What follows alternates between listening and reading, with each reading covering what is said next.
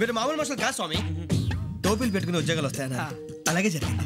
ఏపీసీడీలు వస్తే చాలన్నారు, చివరికి వాటిలతోనే ఉద్యోగాలు తెచ్చుకున్నాం. ఇందులో నాదేముంది, మీ గ్రహాల మూమెంట్ అలా ఉంది. అలా అనకండి, ఆ గ్రహాలు అలా మూవ్ అయ్యేలా చేసింది మీరే. వెంకీ, ఈ ప్రయాణంలో నీకు ఇంకో ప్రయోజనం కూడా ఉందయ్యా. వీళ్ళందరూ ట్రైన్ యాక్సిడెంట్ లో పోతారా స్వామి? కాదయ్యా, ఈ ప్రయాణంలో నీకు అందాల రాశితో పరిచయం ఏర్పడుతుంది.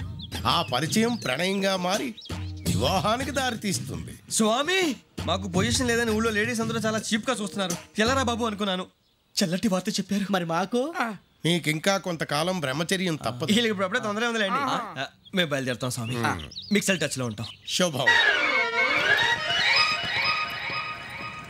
బుచ్చిగా ఏట్రా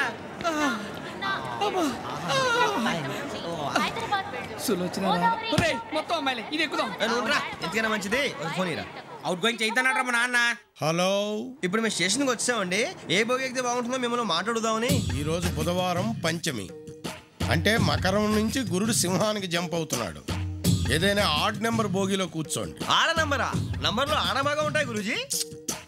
ఆడ నెంబర్ కాదయ్యా, ఆడ్ నెంబర్, బేసి సంఖ్య. అర్థమైంది, కాపర్ కానీ గురూజీ. ఇక్కడ 4లోనే 7లోనే ఛాన్స్ ఉంది. 7 ఎలాగో సెడ్ నంబర్ కదా, ఇక 4 ఎక్కేస్తాం. 7 అంటే బేసి సంఖ్యే కదా వెంకీ. తెలుసు, సేఫ్టీకి అడిగాను. ఇంతకీ ఏ సైడ్ కూర్చుంటే మంచిదంటారు? నీ రాశి రీత్యా ఈశాన్యంలో కూర్చుంటే బెస్ట్. ఒరాయ్ గురూజీ దెక్కొద్దన్నారు, పదండి.